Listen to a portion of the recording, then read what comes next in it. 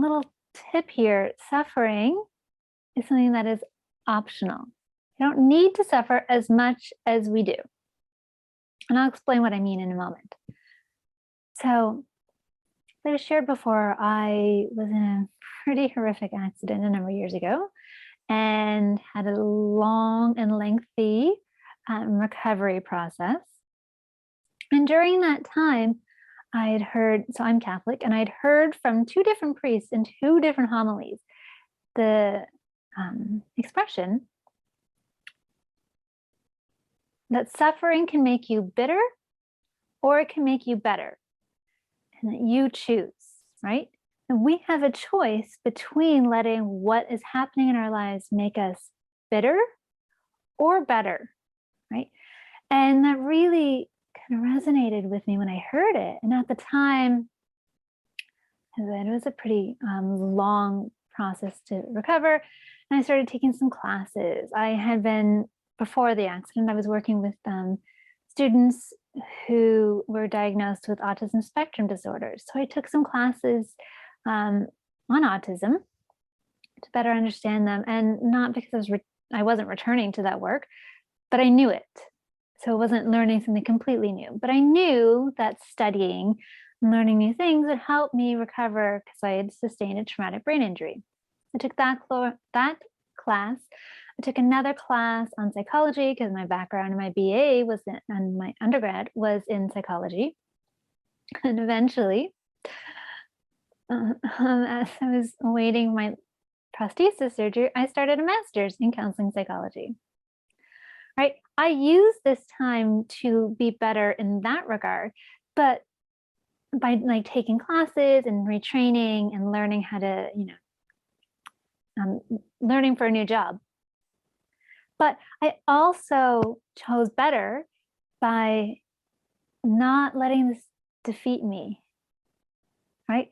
And not that we're all, recovering from being hit by a bus, but we all go through something, and our thoughts, which is why suffering is optional, our thoughts are what make us feel worse. I talk often about this idea of the two arrows. So the first arrow is the inevitable pains of life, right? We're not all going to get hit by buses and sustain traumatic brain injuries. I hope not. But we will all experience something, whether it's being stuck in traffic or it's, like I'm an entrepreneur running my own business. And that first arrow can show up a lot in running my own business because there's so many moving parts that I'm responsible for. A lot of this stuff I've never done before. So imposter syndrome can come popping up.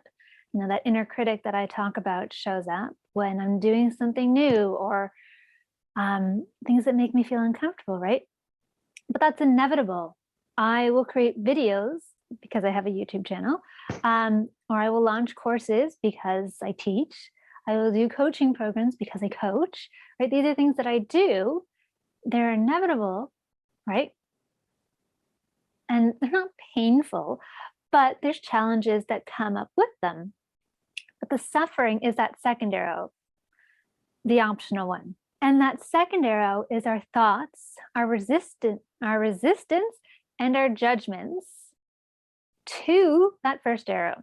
So like being stuck in traffic.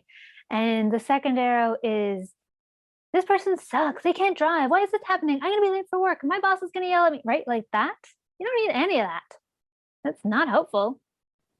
It doesn't make the cars around you move any faster. You don't get to work any sooner. You just get to work feeling even worse than you would have if you were just late or just stuck in traffic, right? Like in my business, the first arrow is often, marketing, telling people about my programs, my offers. And that second arrow can be those thoughts, that imposter syndrome of, well, who are you to be doing this? Or nobody cares what you have to offer.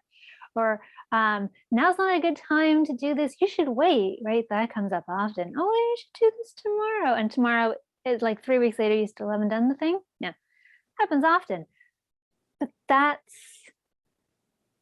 optional. I don't have to listen to that voice when it shows up. I mean, it's going to show up every so often and I can notice it. and I can just let it fly on by, right?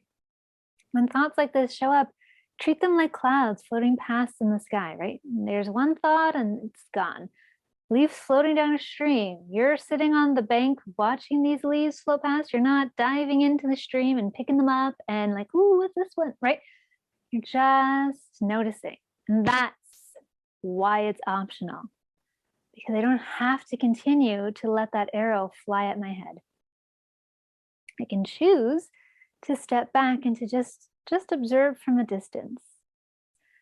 And some of the videos that I'll be posting here and some of the practices I'll talk about kind of help you to do it. I teach you a lot in my 7-day free challenge, which I will link to below this video. So you can start learning how to do these things for yourself, because learning how to be with our thoughts is not something we're taught in school. We should be taught mental health strategies, self-care tips, like all this stuff. We're not.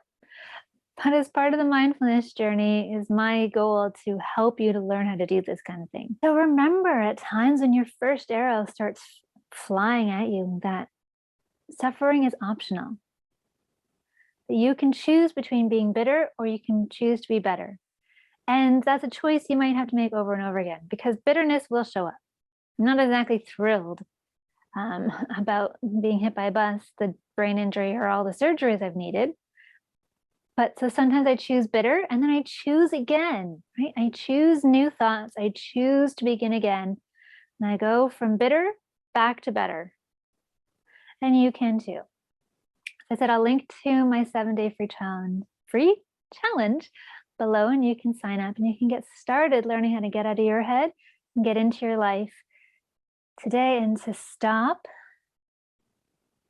getting stuck in suffering. Bye.